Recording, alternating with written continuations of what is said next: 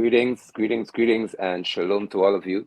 Welcome, of course, to the People's Movement Show, where uh, we have got the opportunity, fortunately so, to have engagements that allow us or afford us the right as Guyanese to speak to those matters that are concerning and of interest to us. It's a joyous moment when we can engage on an intellectual, cultural, and also, as this evening would be, an international level. I'm grateful, as always, to be able to speak to you all, to be able to engage you in a manner that encourages or fosters healthy discussions and even debate if necessary. We are fortunate to be a part of what is called the People's Movement, where you are free to be Guyanese, free to be critical and independent thinkers. We do not want to ever have the focus of what the People's Movement is all about lost or misrepresented.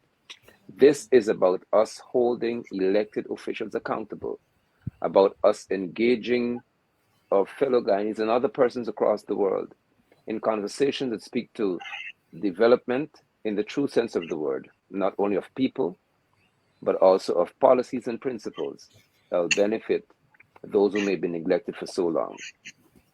As promised, we've got a brother all the way from Ghana who will be engaging us in the discussion this evening. We started a bit late because we were trying tirelessly in studio to have his video and audio synchronized and working well enough. We have failed to do that, but this evening we're going to be utilizing his audio connection.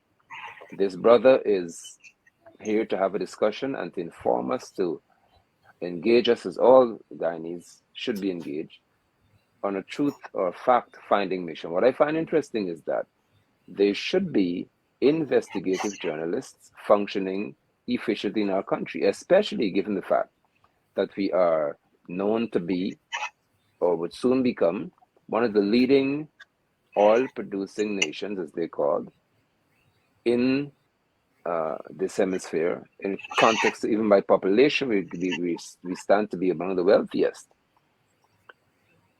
So we need to have investigative journalists who can function well enough to dive deeply into various worlds and to have information available for all to analyze critically. With that said, I must present to you my brother, Jinnah, who is the source through whom I would have met this brother from Ghana.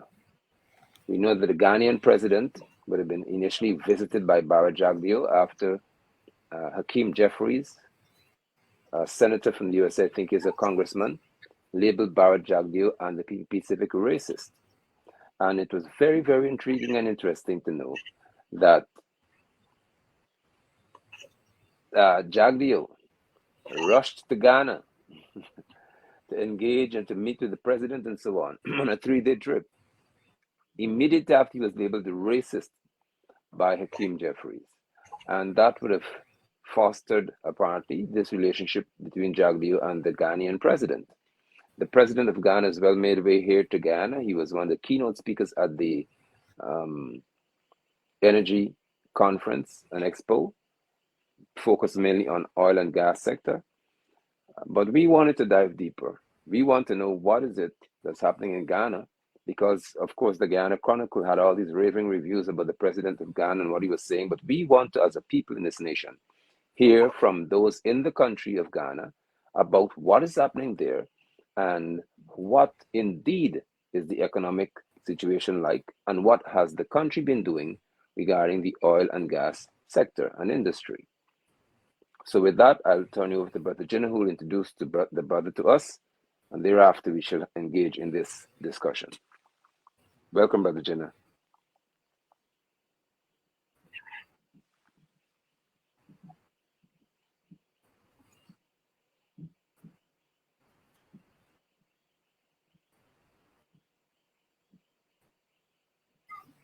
Okay, Brother Jinnah, you may need to use your phone. So tonight is the night.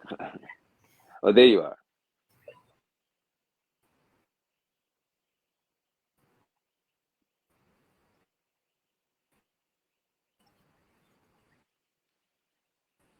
Greetings. If you can hear me, we're having some serious technical issues this evening. No fault of ours, of course. It's all about technology and service providers. So, Brother Jenna, if you can, you may need to reboot your computer. Reboot, restart your device. It's frozen.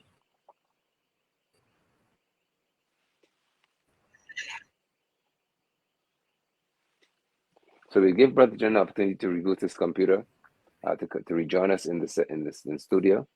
But while I'm here, as I said, we've got a very interesting night ahead of us. This brother here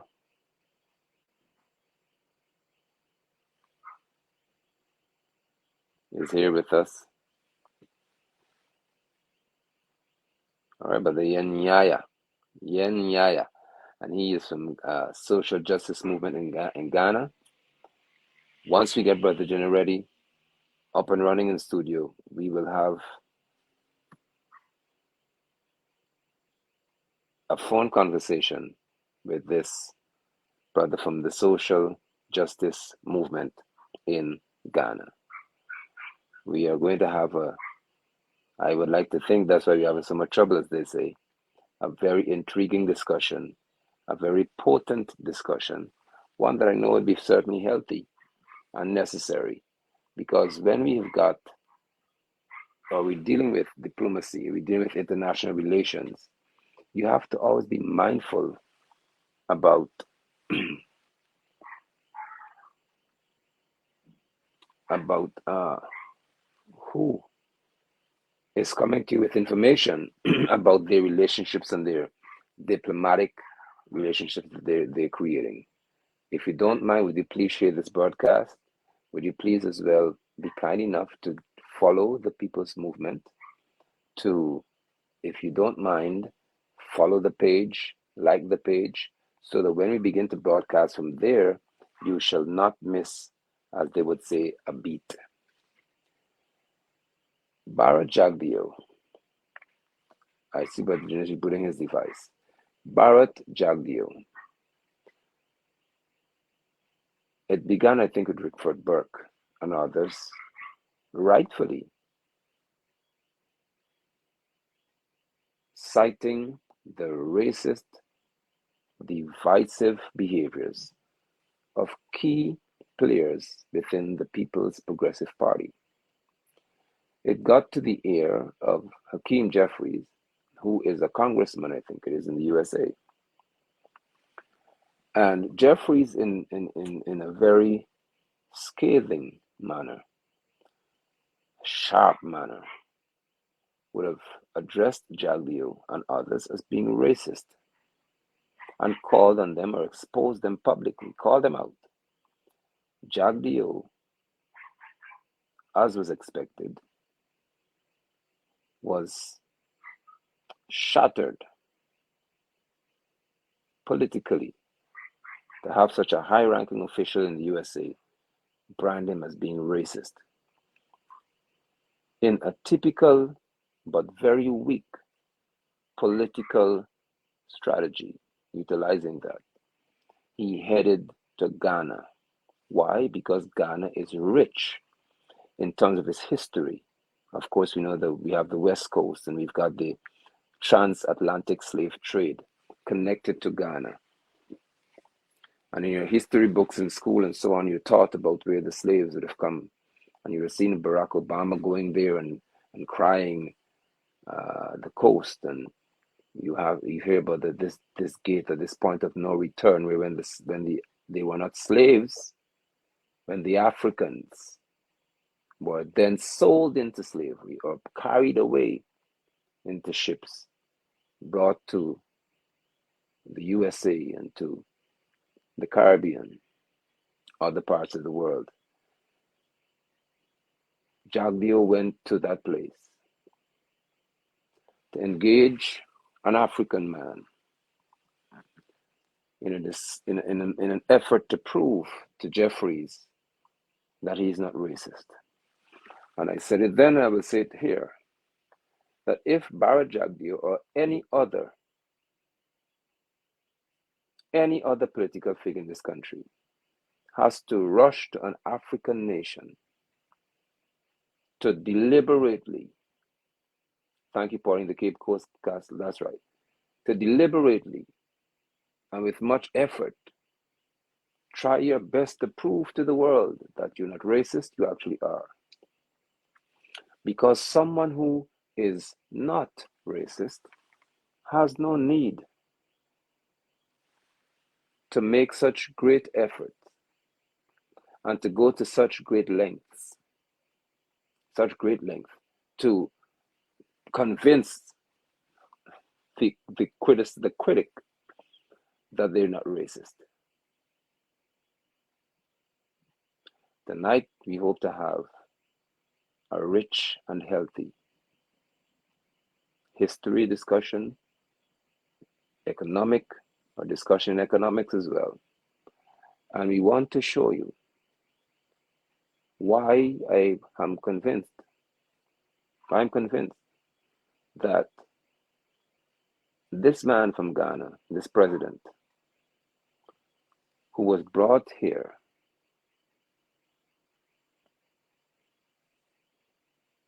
is a typical politician in the context of those who do not intend to do what is right by people.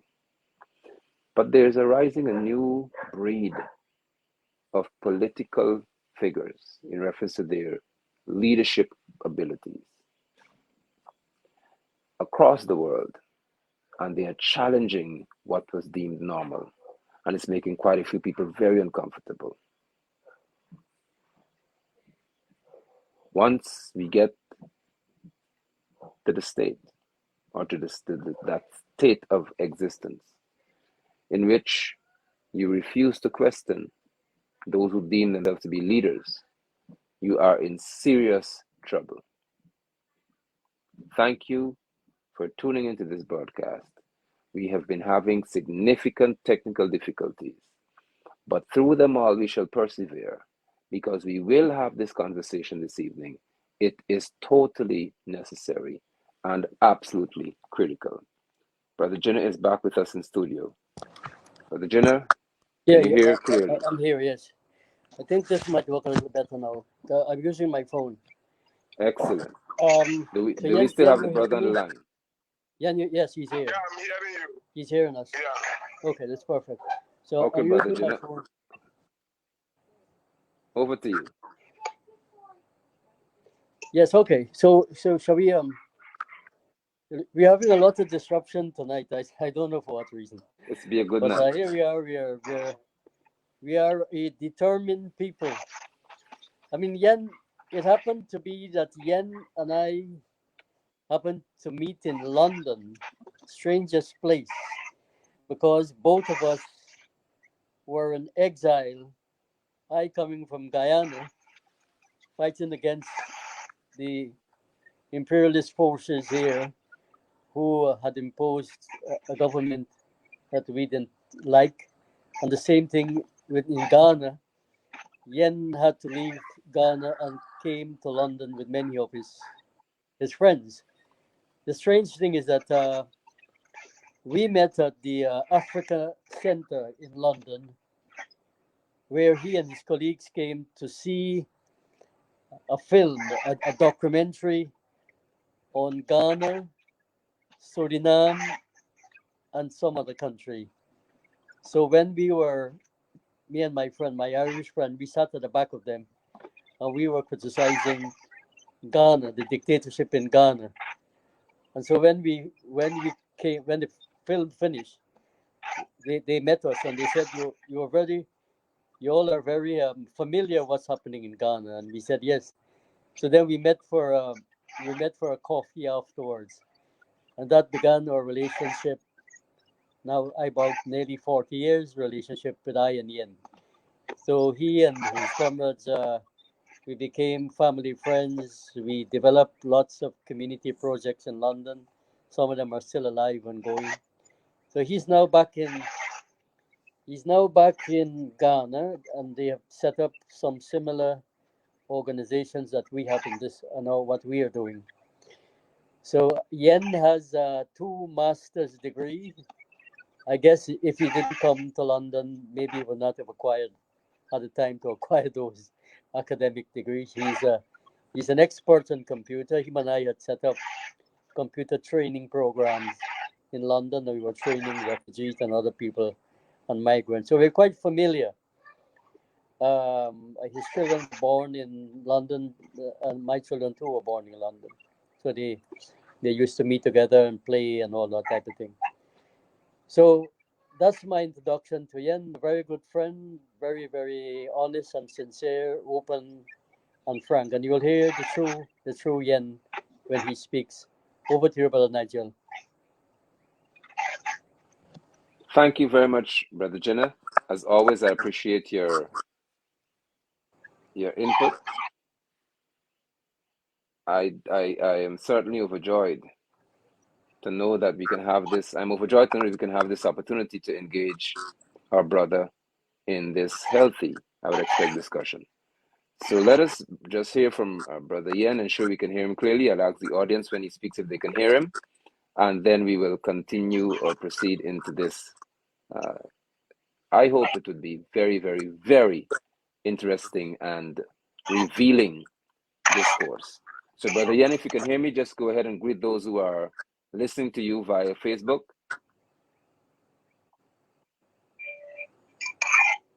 Good. Here it's good evening. I don't know the time in Guyana. I'm sure it's good evening too, isn't it? Yes. Our time here is 18:39. What's your time there? Our time here is 22:39, getting to 11 o'clock. In the night? Yeah, in the night, yeah. Same London time, yes. You know, we are on GMT. The same time like in London. Yes. Yeah. So nice to meet you. Mike? Yes. Go ahead. Thank you, my brother, and thank you for sharing this moment with us. Yeah. Thank you. Yeah. So first of all, you Ghana, isn't it? Yes. Yes. Go ahead. We have an interest here. Yeah. You're part of what's called the People's Membership. I hope many people in Ghana knows about Ghana. Sometimes when we're in the UK, when you say you are from Ghana, they ask for the Ghana. And when you say Ghana, they ask for it is Ghana. So we are one and the same people. Anyway, Ghana, the country Ghana as we know it today, you know, it's a creation of the British colonial past. The Portuguese.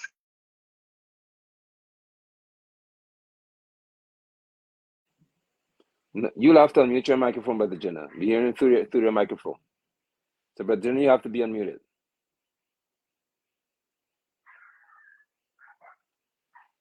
Brother Jenna, you have to unmute your microphone. It's muted. It's muted now. No, it's muted. Hold on. You have to unmute yours, please.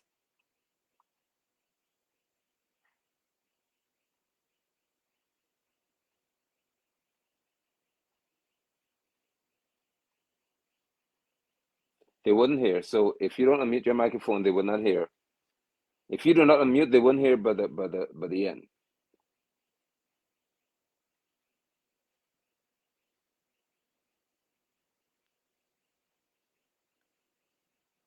Can you hear me?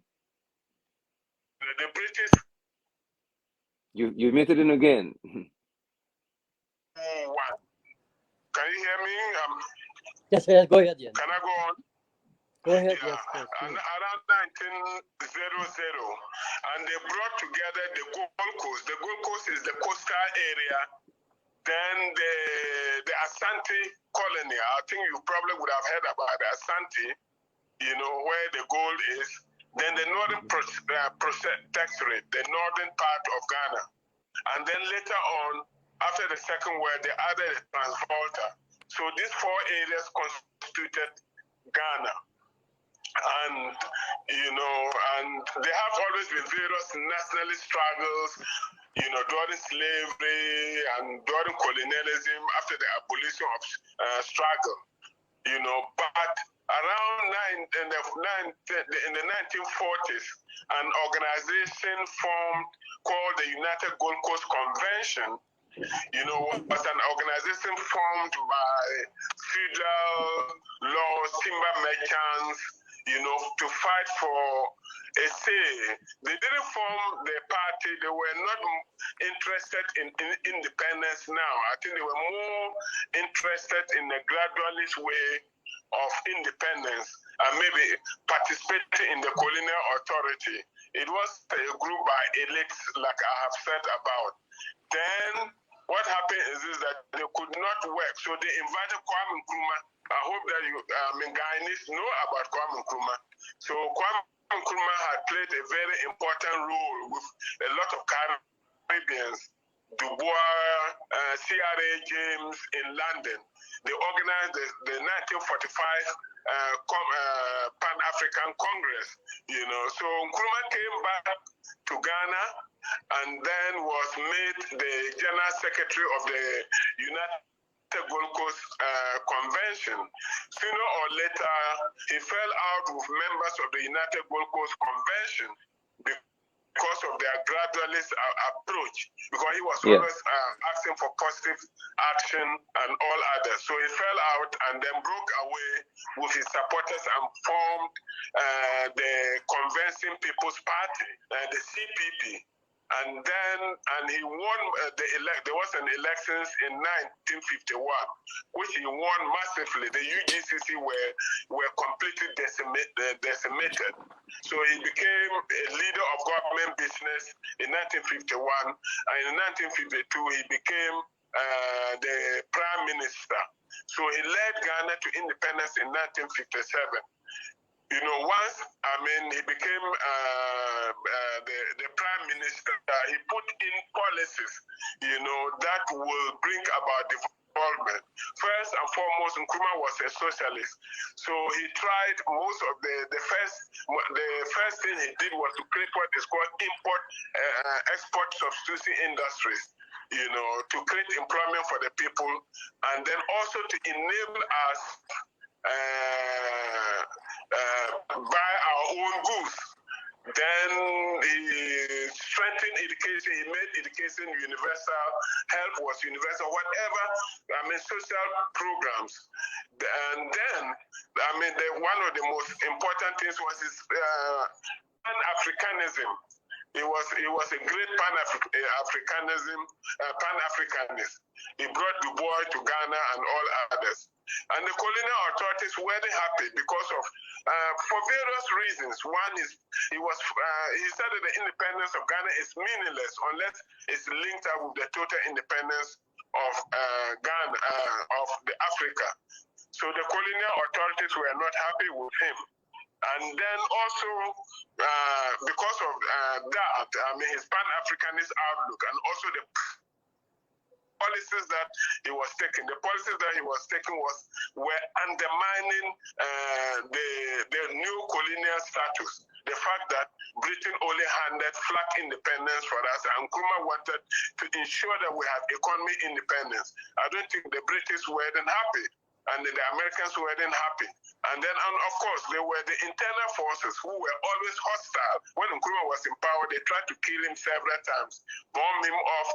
In the north where I am, Nkrumah came here and they bombed him. They gave flowers to a young girl, and then the flower broke. I think that those might have been some of the reasons why Nkrumah possibly died.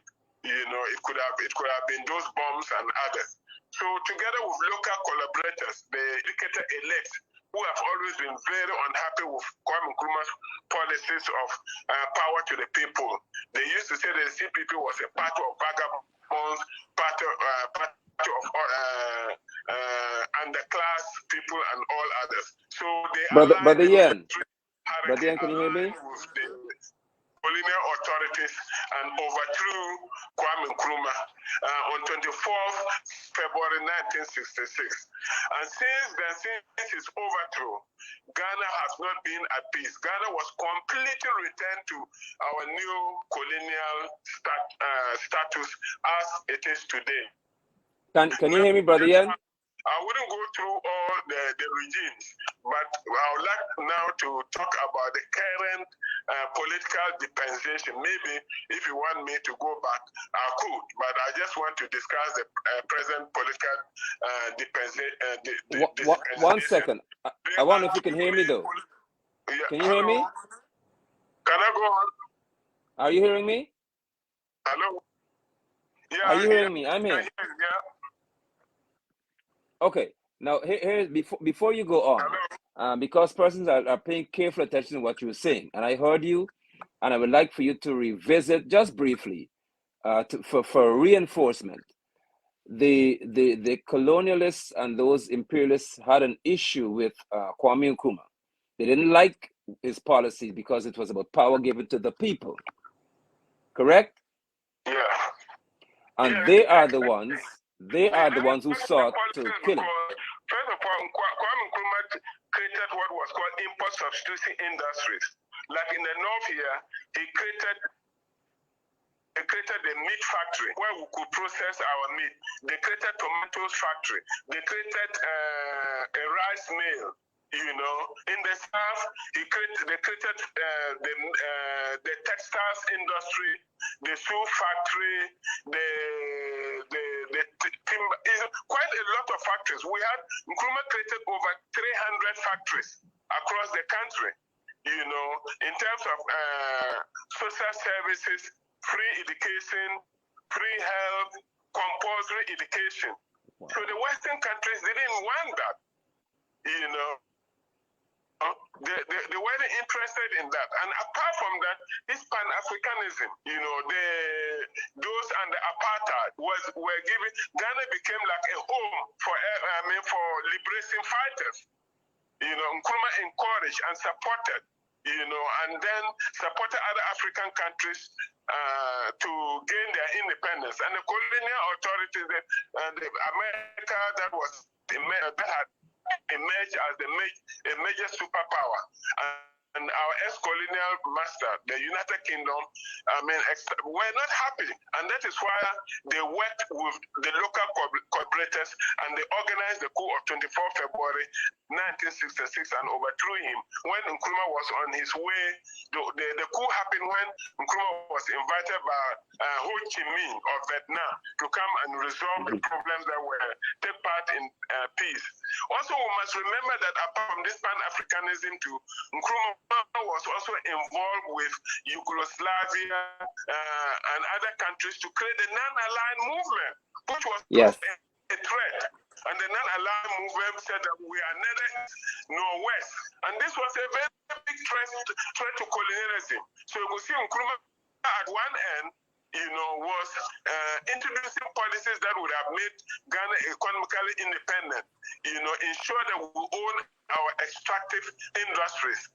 On the other hand, apart from that, Ghana, here was Ghana under Nkrumah supporting liberation fighters all over Africa and the third world. Apart from that, the third created a non-aligned movement.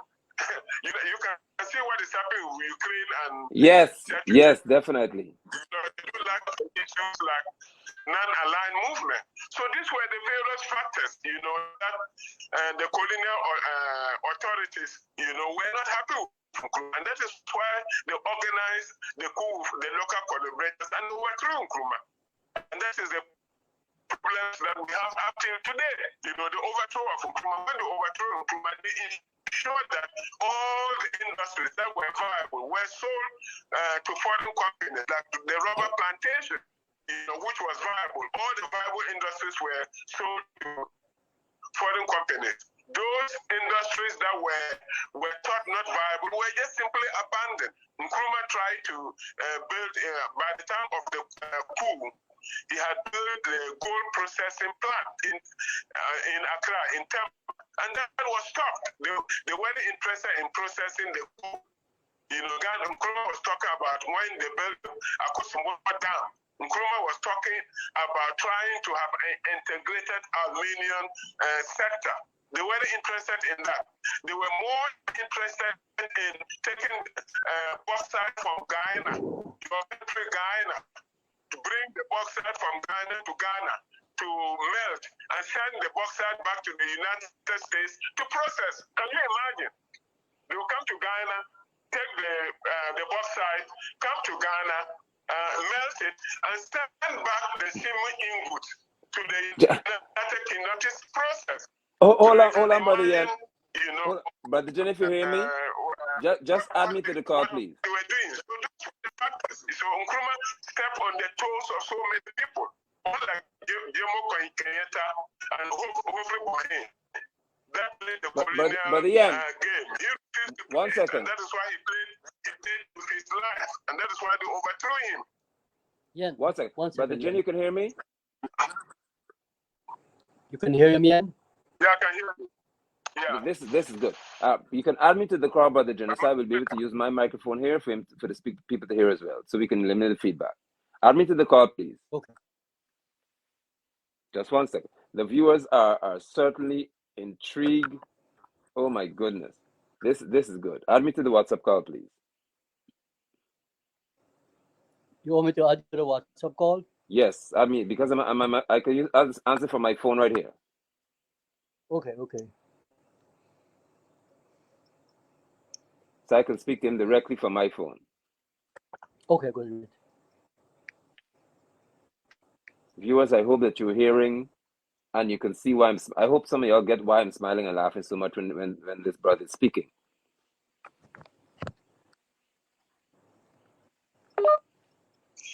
All right, so let us see. You there now? All right, can you hear me? Yeah, I can hear you. It's much clearer. Okay, so Brother Jenny, you can mute your mic now. Yeah, that's the best. Yeah, adding you to the WhatsApp now. Okay, so viewers, can you hear the brother here? Good. So this is good. So brother Yen. Yes. Okay. The reason why I asked for you to pause is this: Lyndon Forbes Sampson Burnham was doing exactly what Nkrumah was doing, because they're pretty close. So Burnham had a textile mill built here. He got into the timber industry, and many of those things were nationalized. They were supposed to be owned by Guyanese people. Burnham has been labeled a dictator. He's been labeled so many things, and to this date, I ask my brother Ian, for any other leader in this country to say that they did 5% as much as Burnham did for Guyanese people. After Burnham died, a man named Desmond Hoyt sold our industries to imperialists and to neocolonialists. He began to sell what Burnham said Guyanese should own. We just like in the extractive industry, we had people like Omai, a Canadian company, come to our countries and extract over 1 million ounces of gold and took it away from Guyana. So exactly what you're saying happened in Ghana is what we are living in this country. I will get to the oil and gas industry in a minute. So I just had to have you hear me clearly on that one to show the similarity between Ghana and Guyana. And you were saying that they were prepared to take our bauxite from Guyana to have it go all the way to Ghana. That's what you're saying? Right. And then send it back to the U.S. to process. Go ahead, my brother. The viewers can hear you now.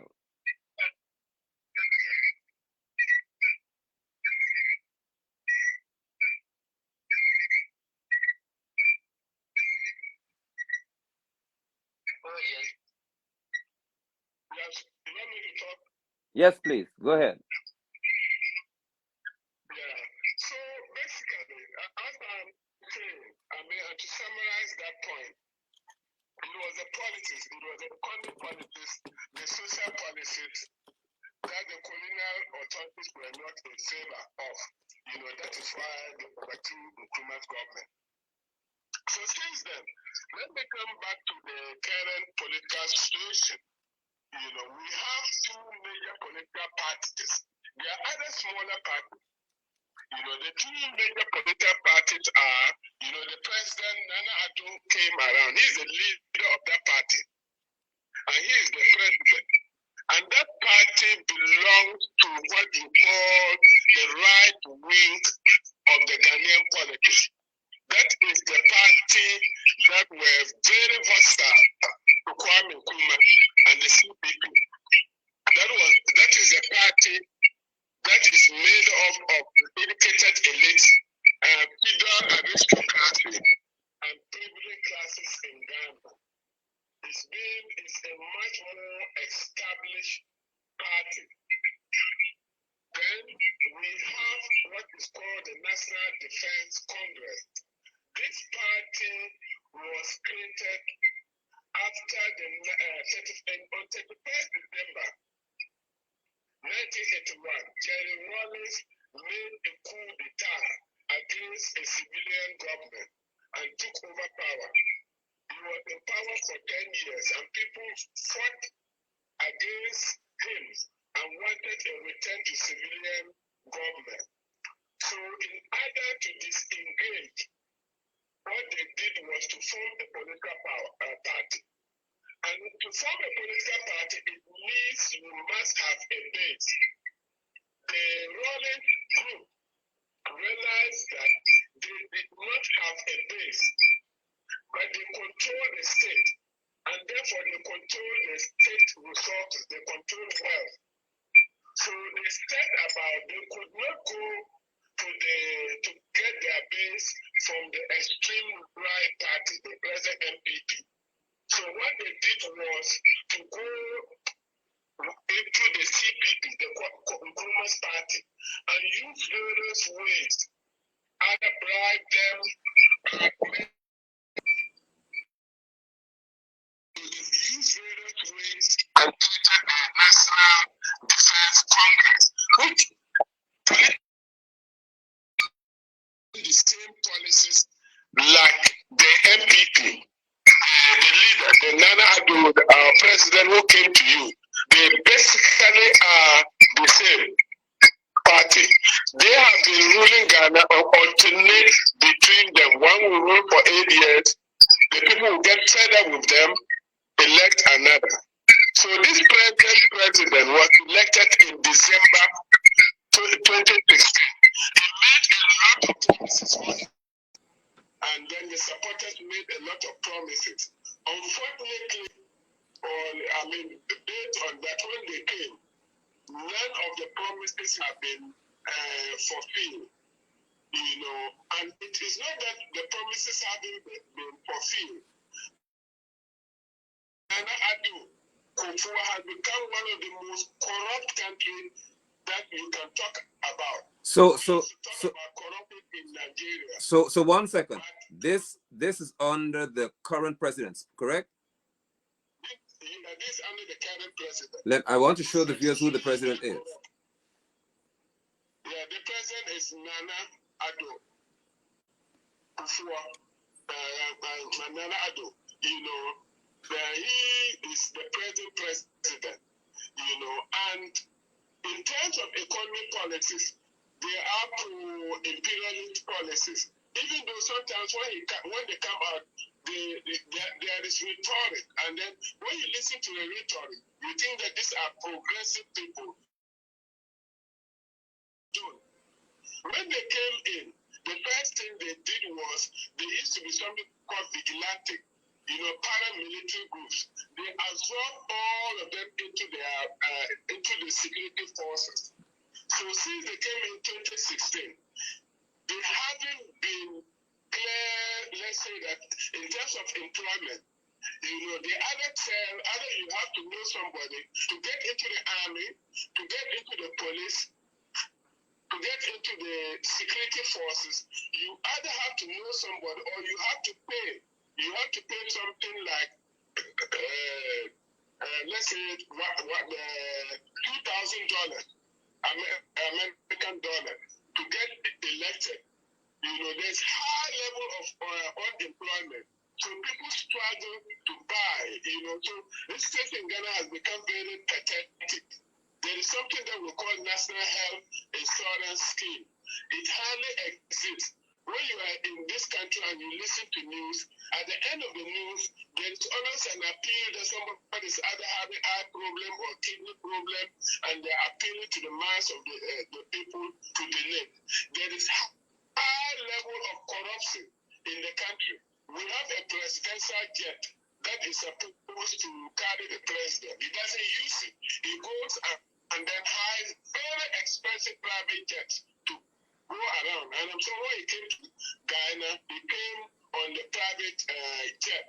So in terms of economic policies, they introduce they are running the country into a bankrupt situation. But there are alternatives, there are opportunities. Ghana is awards. Ghana is very rich in mineral resources. We have gold, we have timber, we have, come what? All the mineral resources we have. And into the government, to negotiate with these foreign companies and own a certain percentage. Internationally, you are allowed to take 10% shares in any mining company. And then there is an optional 20% to take. They are not interested in that. Some of them, they may take the 10%, and others will give it to their supporters. So the mining industry, we don't know, there's high level of corruption. So hold on, brother Ian. Just a second, hold on for me. So, viewers, I want to ensure I get the sound. Viewers, are you hearing me?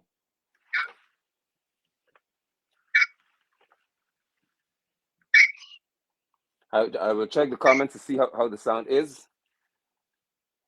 There's a delay in the broadcast. I want to, because what you're saying is so important here. I can hear you, and I hear you saying clearly that I show them on the screen. This person who is here, likewise sitting here with Bara Jagdeo, this one Vice President Bara Jagdeo, made a newspaper with them, a newspaper article by the end.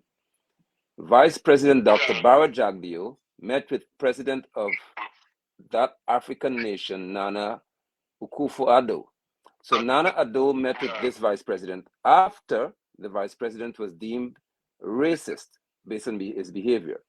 So you saying this president who's sitting here with the vice president of Guyana is racist, not racist, sorry, is involved in many corrupt practices. This is so important for us to take note of, because we want to know, why is our country and our political authorities so interested in dealing with this leader of Ghana?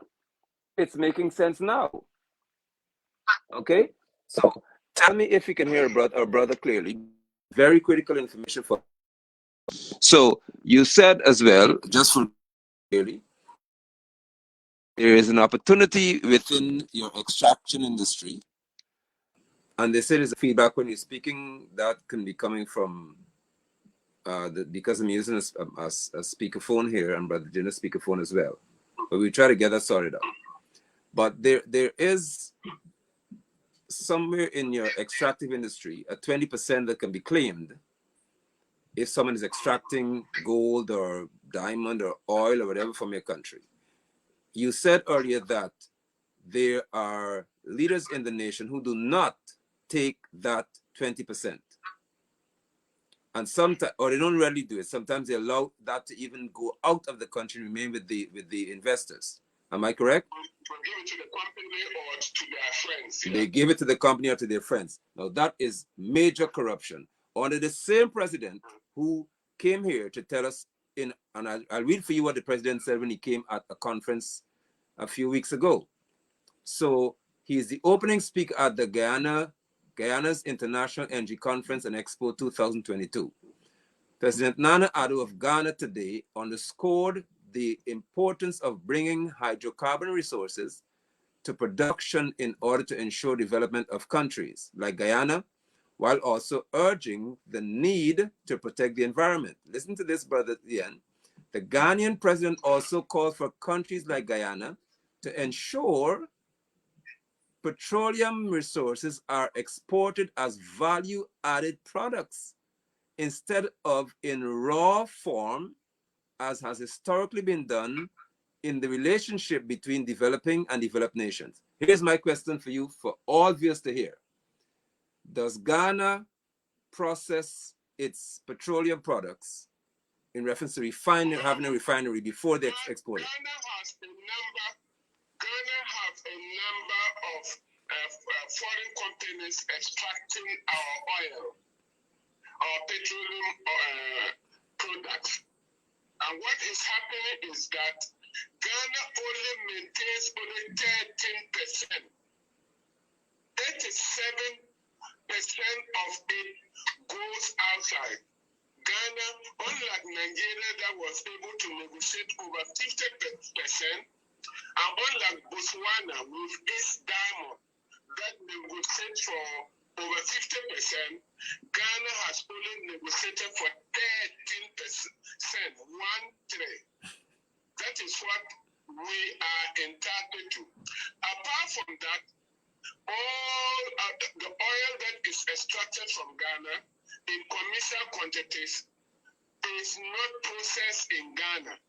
We have a refinery, and the refinery has been sabotaged, so that so the oil that is coming out from our fields, all is exported.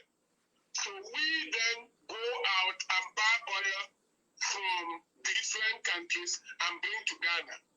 The Ghana government have not even negotiated to ensure that their 13% remains in Ghana, and then negotiate with the foreign companies and buy from them so that we can process oil, the petroleum in Ghana. And when you process petrol in Ghana, you get other byproducts.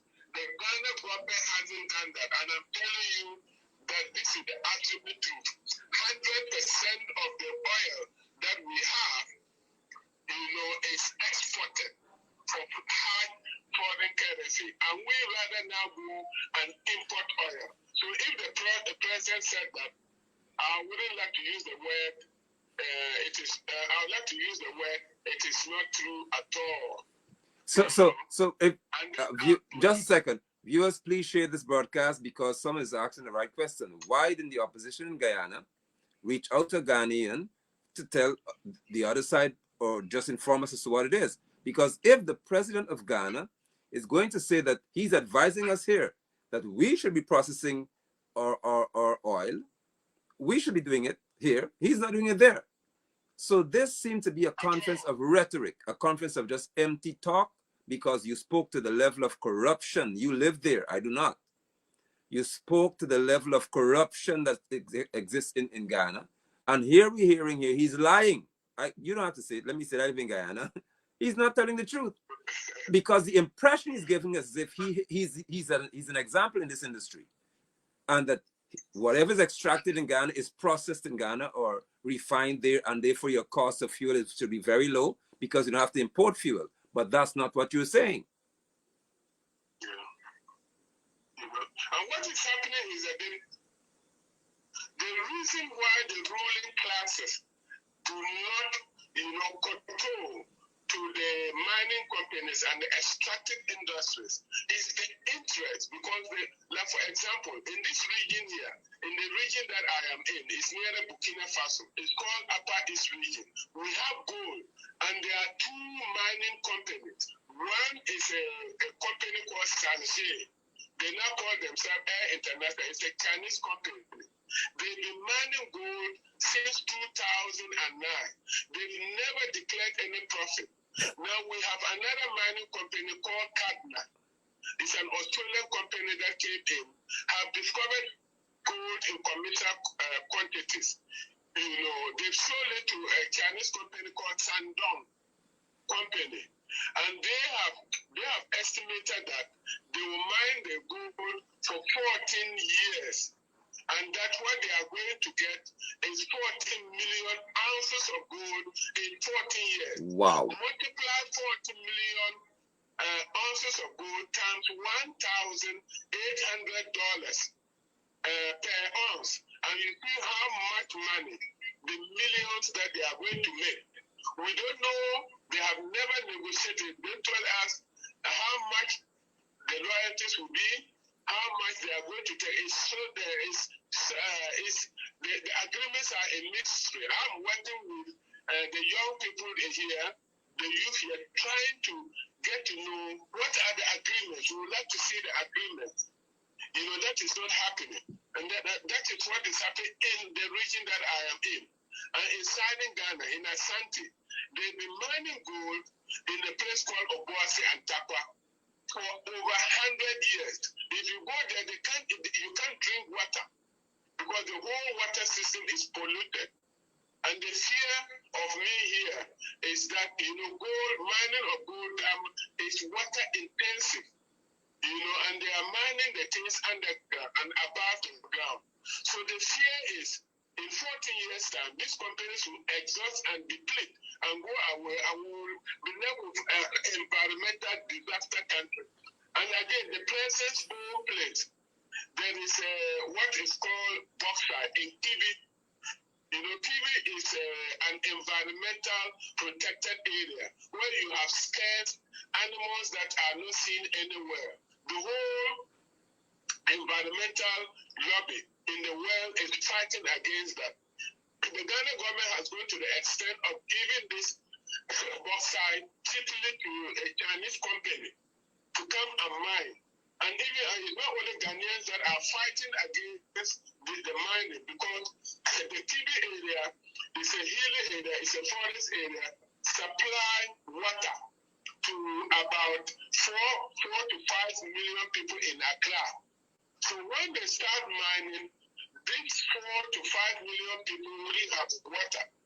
And the government, because they have been promised $4 or $5 billion dollars, are signing the contracts. And it is not only Ghanaians that are fighting this agreement, but some of the international environmental lobbies are fighting against it. So the leaders that we have, the leaders that we have, the president that came to you in Ghana is a neo-colonial person. They don't believe, you know, and what they do, the most serious thing about Ghana is that our politics is all about money. For example, we have Progressive Alliance of Ghana, a party we try to form, but it's extremely difficult to break through because it's all about Ghana. The Ethiopian airport is called polling station agent. And polling station agents, it's just like a small constituency agent. And you have to pay, you have to bribe, you know, to become an MP, to become a party. Unlike, I remember that when I was in the UK, the first day I attended the Labour Party branch, I was made the secretary of the branch. I didn't have to pay anybody to become a member of the Labour Party. I was made the secretary the first day. Here you have to pay money to be a secretary of a party, to be a chair of a party, to be a treasurer of a party, to be a vice chair, to be a treasurer. You have to pay, you have to buy the constituents, those who vote for you. You have to pay them money. You know, that shows the level of corruption in the country. Well, brother, here in this country, my brother, there's a question here from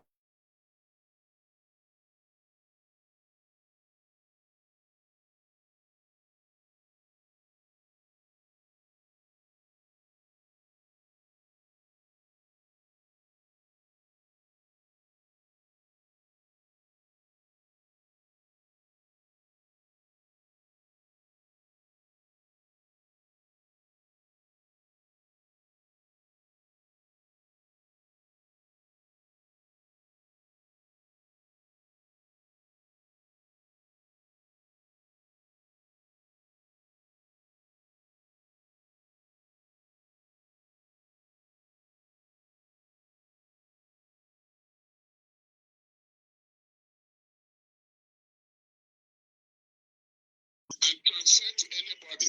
Oh, 1 second. So Just hold on. The when last sound. government said that, 1 second, brother. Let me read the question again. okay. So Are you hearing me now, viewers? Is it better? Oh, we had so much trouble tonight, but we'll be better in a minute. Is it better now?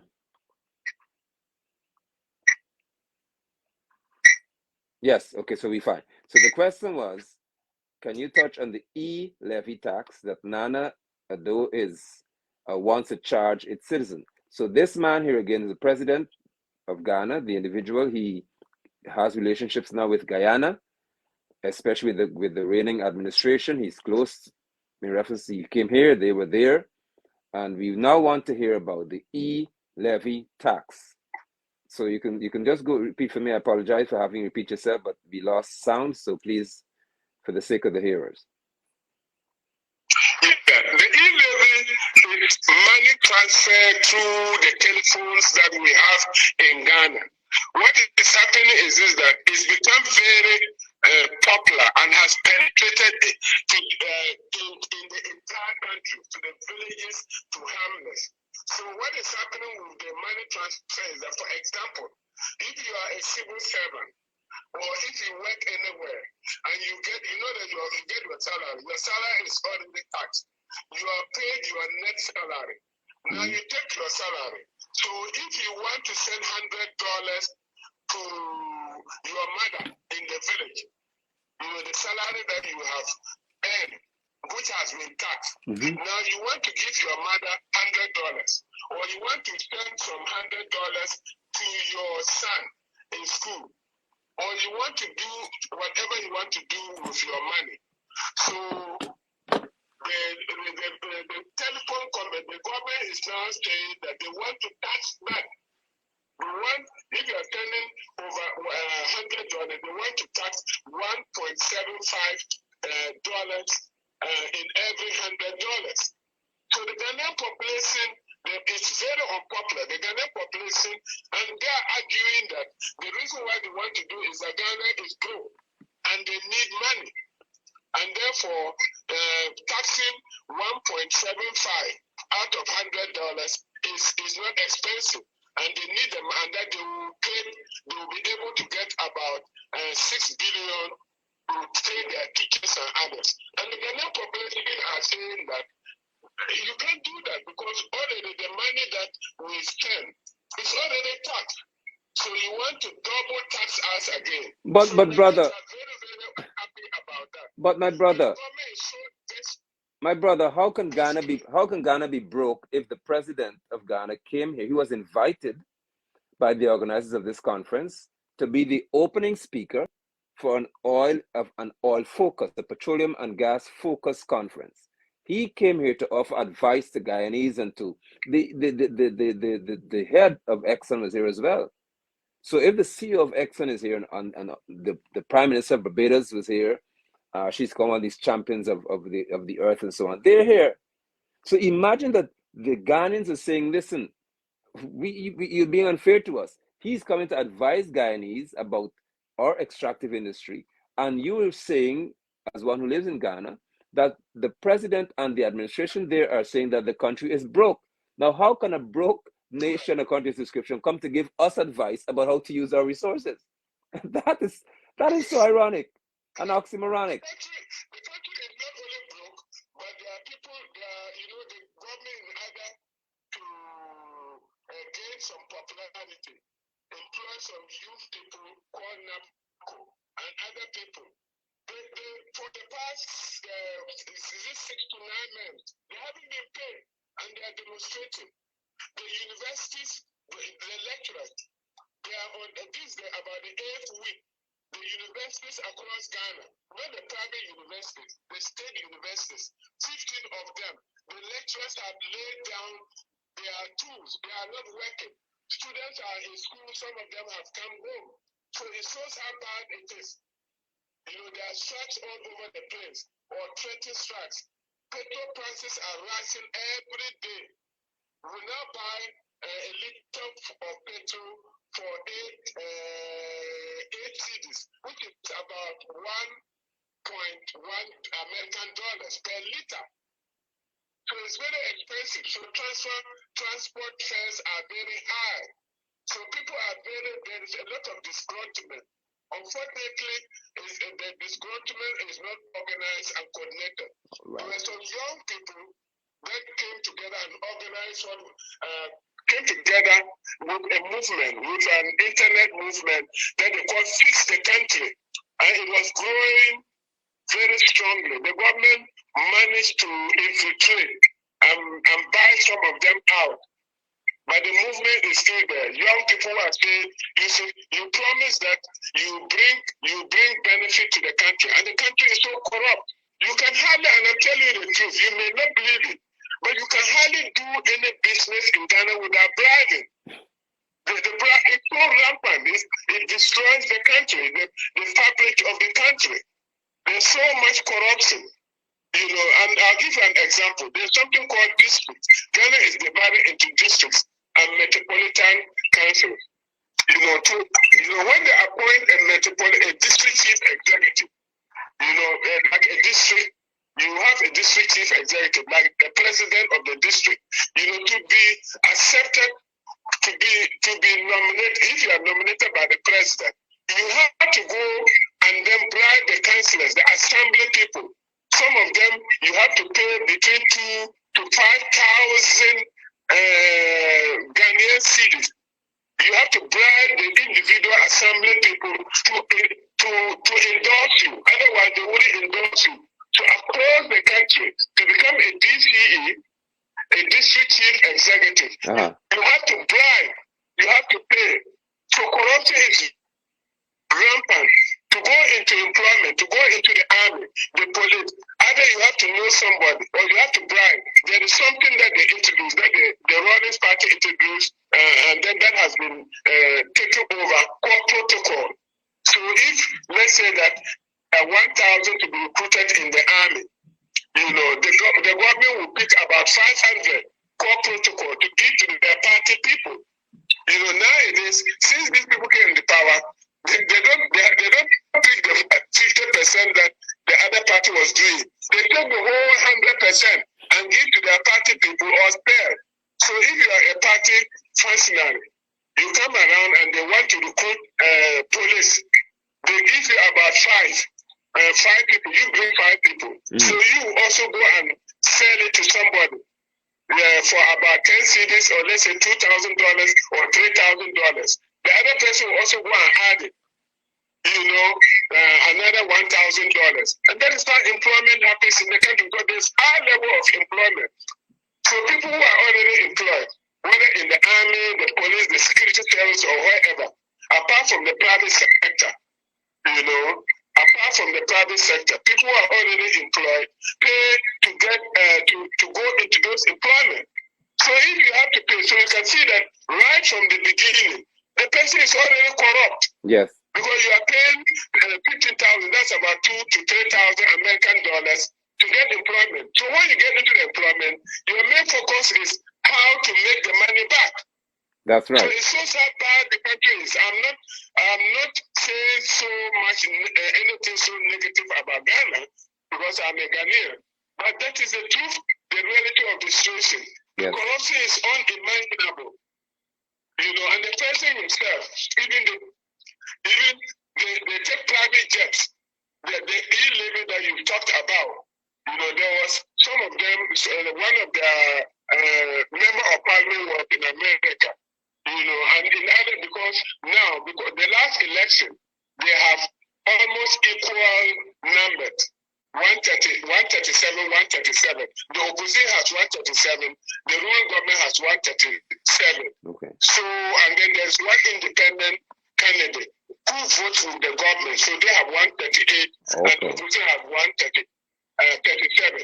So the opposition is against the e-levy. So some of the government officials are sick, and because the health situation is so bad, when they are sick, they go abroad for treatment. So in order to bring them back, they pick personal private helicopters to carry them back to come and vote. And even now, they are fighting with a woman that they brought to come and vote for the e-levy, and she came and refused to vote. She's a member of their party. So there's so much division even within the political party. Right. I mean, the opposition are saying they wouldn't support the e-levy And the government says that it's like the e-living is the all out. And people are saying that, we've got something called auditor report. And the auditor report has come out to assess the economic situation and talked about the rampant corruption, the way in which billions of money is shared out.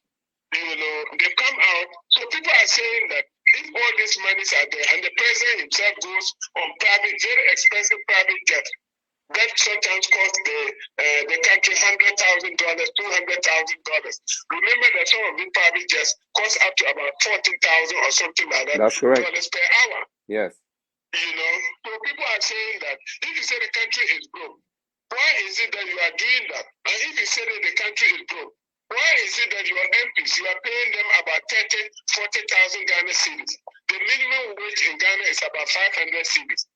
And people, MPs end up over 30,000 Ghana cedis. People in the state sector, the directors, end up something like between 25,000 to 50,000 cedis in Ghana. Whereas the average person earns less than $1,000 a month. So you can see the disparity.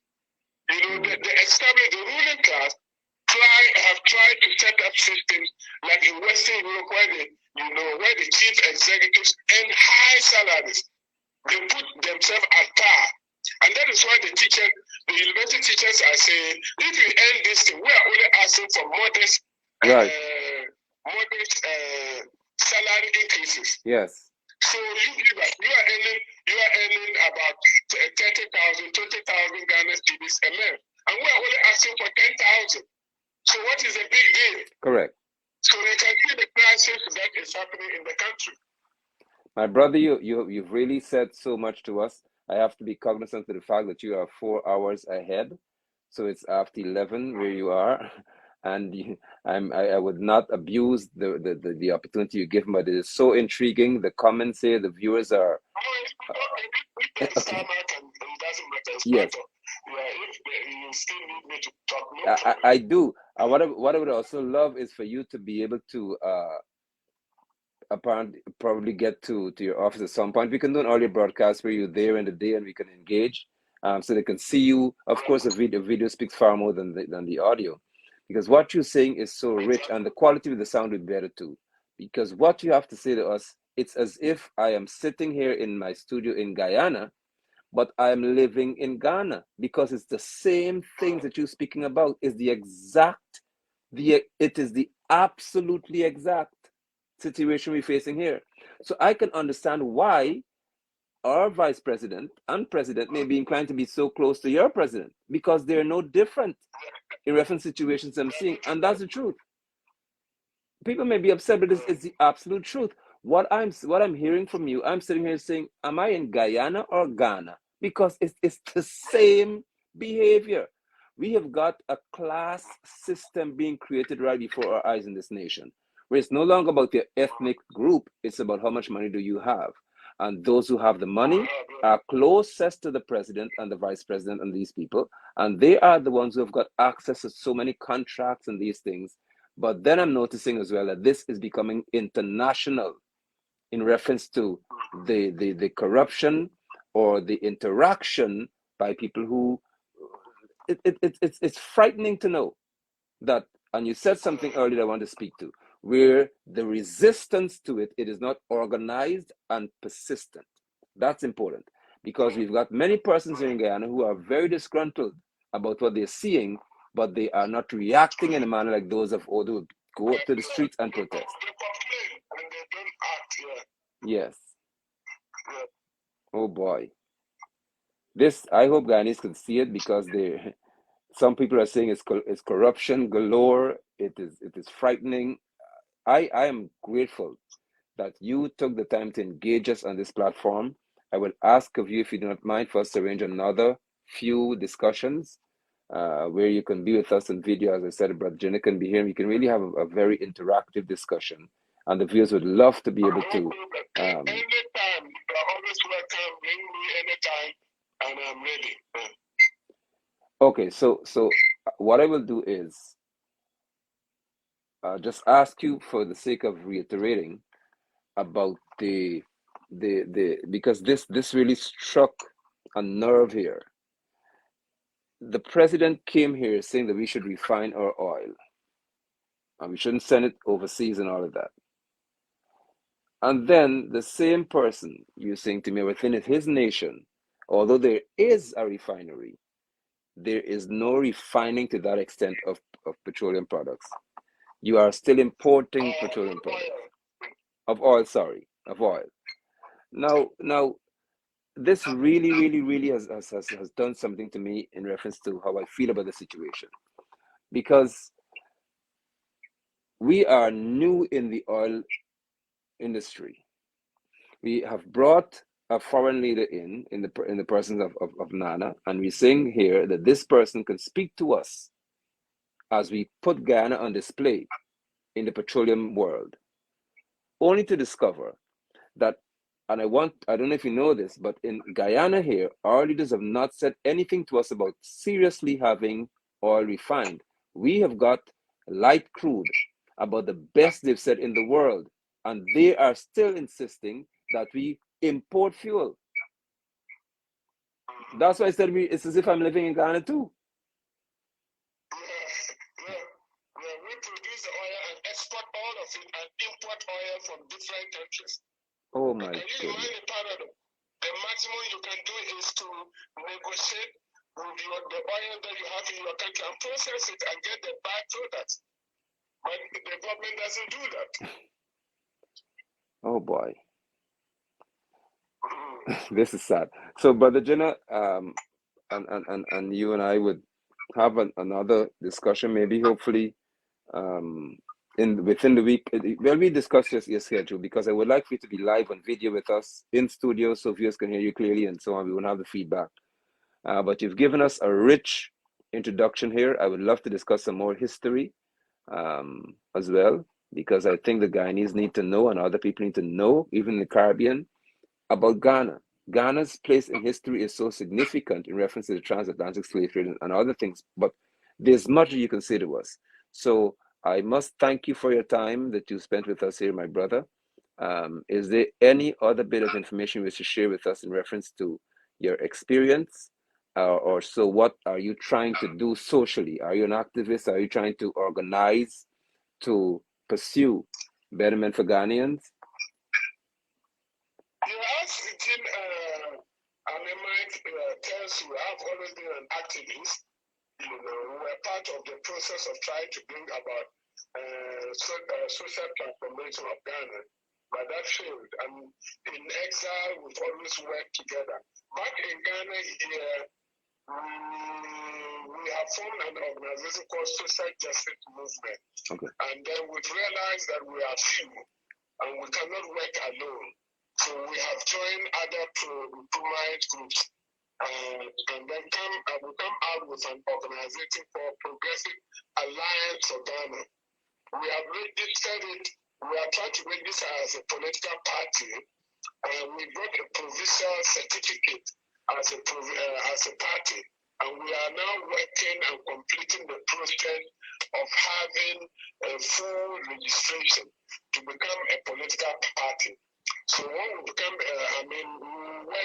the ideas that we talked about, our views is about how to use our natural resources for the betterment of Ghana. So we are doing that. In the region that I am in, as a person and as a member of the social justice movement, I work with the young people. I'm a bit older, so I go down, I work with the young people, advising them. We go to the communities, talking to them, to make a demand, to come together, because there's so much when you have mining in your country, there's so much division, there's so much, and when you have poverty, there's so much division. So we are talking to them to come together and then make demands, for a fair deal. For example, in the area that they are mining the gold, we are saying that the communities should at least negotiate for about 5 to 10% of the gold to remain, the revenue that comes to the gold to remain, to use to develop the area, like the roads. Ghana here, there are no access roads and all others. The area that they mine have no access roads, just roads that the mining companies can use, and pass through. So we're saying that we need the roads to be created, the health facilities, schools to be done. So I'm working with young people, supporting them.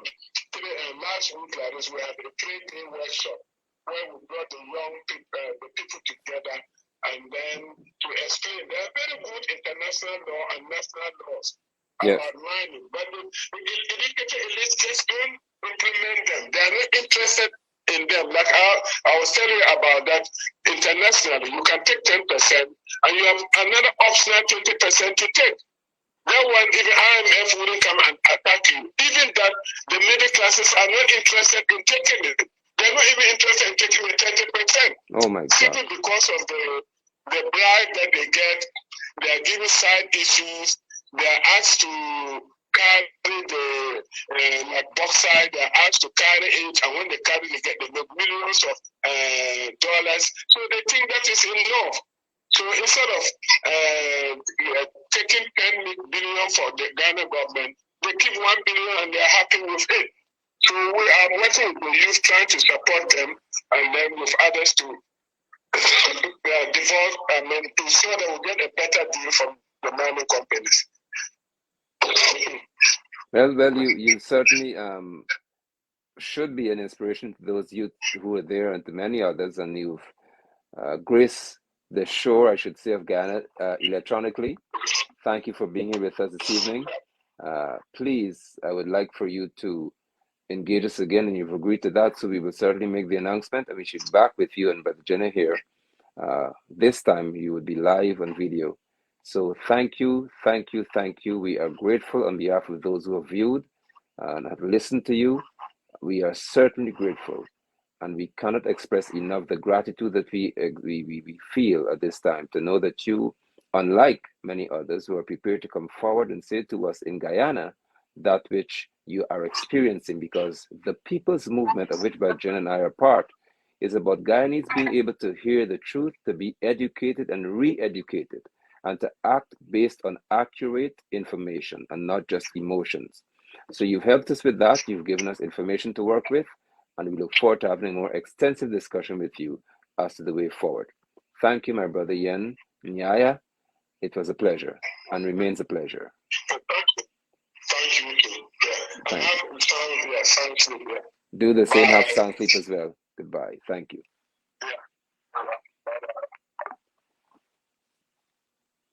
My brothers and my sisters,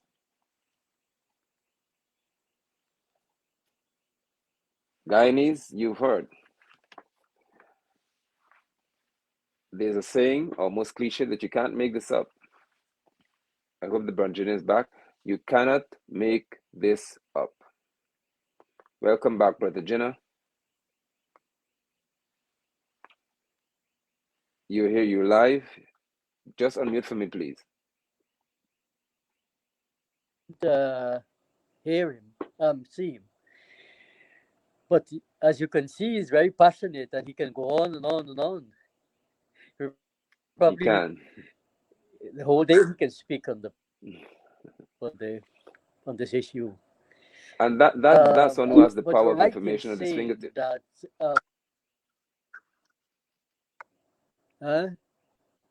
I said that's the power of one who has information as his fingertips. He doesn't have to fish for information or for things to say, because he's living the experience.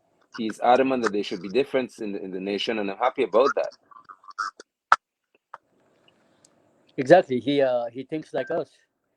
Remember, he's a product of Kwame Nkrumah.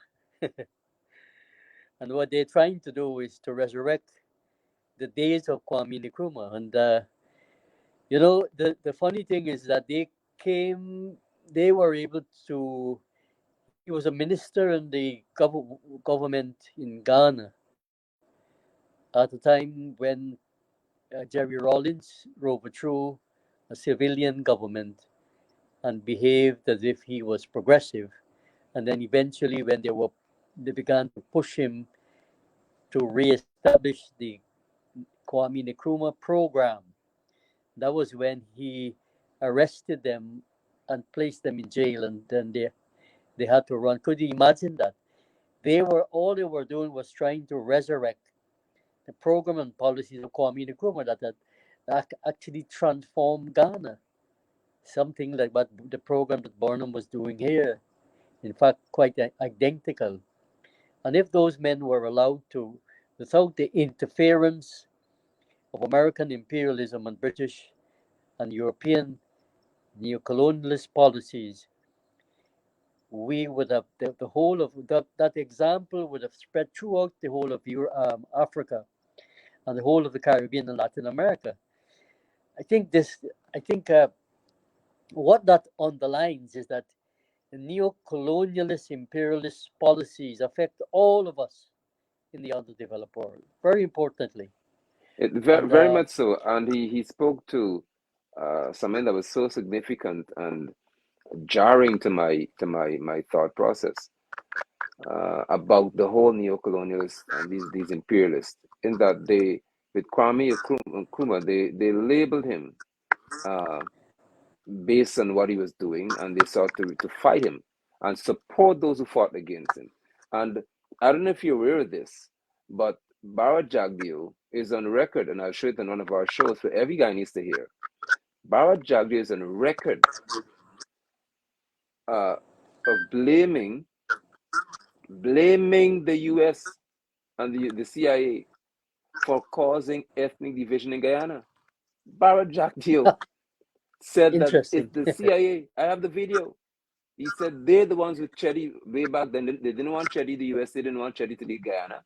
So they created disturbance, and he said the Bonner was being financed by them and receiving $10,000 or $5,000 from the CIA and these people. Actually, it's a very interesting point you're raising. Interesting point you're raising there, which we need to deal with. Yes. Because the fact of the matter is that Jagan wrote 2 books. One is called The Western Trial. The Western Trial, right. Detail the intervention of US imperialism, not only in Guyana, but throughout the whole of South America. And the fact is that Jagan was the man who was championing the anti-colonialist, neo-colonialist policies of Burnham, with Burnham. Yes. If you recall the 1953, when they came to office, to power as an interim government, and they were removed 33 days after they were elected, and they got 18 out of 24 seats in a landslide Burnham and Jagan got. And it's important to confront Jagdeo, because Jagdeo was a little boy wearing short pants. He hasn't experienced any of this. So I don't know what nonsense he's talking about. So we'll have the discussion in the future. We need to have that discussion. Yes. All right. Actually, the theme, as you know, of our movement is anti-imperialist, neo-colonialist, anti-imperialist and neo-colonialist. This discussion, all these subject matter is related, and the fact that we have brought our brother from Ghana, where a lot of our ancestors came from Ghana, because he skipped over the history, where he says that the remnants of where they kept the African slaves before they left the shores of Ghana, so that the remnants of their chains and all the things, where they kept them there, then they brought them to Guyana. So that direct connection between the president of Ghana tried to make that link between Guyanese and Ghanaians. In fact, you remember him talking about coffee. Coffee is an African name. It's a Ghanaian name, by the way. Yes. And so most of the fighters who fought against Dutch colonialism, Dutch slavery, and the British were mainly Ghanaians. And if we study in more detail about our own history, which a lot of our people, in fact, funny enough, our history has not been taught in school. No, and Mr. Grace and Mr. Rupert Ryan, who were supposed to be anti-colonialists and historians, never suggested to actually let our children know about our history. Funny enough. Very funny. So, but we'll meet again. I must say to you, on behalf of those who've viewing as well, thank you for the connection. Thank you for giving us the opportunity Well, I must to tell have you that such a brother here. there are more connections. That there are lots of other connections. You'll be very surprised that you I will look bring for to the I look program. forward to those pleasant Very, surprises. So thanks very again, surprising. and I have a Guyanese who lives in London who is eager to come on our program, but because of wow. the time, I think on Sunday we need to for international guests. I think we need to come on at about 1 o'clock No, I so that can't do we that. can I'm a facilitate. preach. I'm a preacher, man. You can't Oh forget yes, that. I forgot. Don't forget. I forgot. I forgot. Sorry for that. Sorry. Sorry for that. Sorry. Sorry. Maybe I can do it on Saturday then. Maybe. We'll arrange something because our international guests are really, really in this from this Yes. Yes. We experience. It can. is certainly refreshing and Actually, we can healthy. use So Saturday if our viewers agree. yeah, we We can can try. use Saturday lunchtime to actually interview our foreign um, guests Right, as or we did early with Yen. afternoon, something like that. We can try. We'll talk about it. So we'll plan that. Yes. Yes. To the viewers who are here live with us, thank you. You can give us your input as well. I'll certainly read them in the comments, and I will certainly look forward to availing myself because this is very important, and I can feel a sense of refreshing speaking to one who is a son of the soil in Ghana, um, and one who certainly was able to give us a wonderful dose of history as well as economics and the truth. Nothing can be more potent than that. So thank you, Brother Jinnah. I appreciate the time with you. Shalom and rest well. Shalom. Shalom to all. Thanks. Shalom.